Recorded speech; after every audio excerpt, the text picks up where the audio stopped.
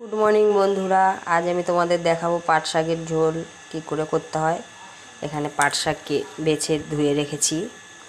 এখানে আছে পেঁয়াজ, রসুন, কাঁচা লঙ্কা, আলু, চিংড়ি মাছ।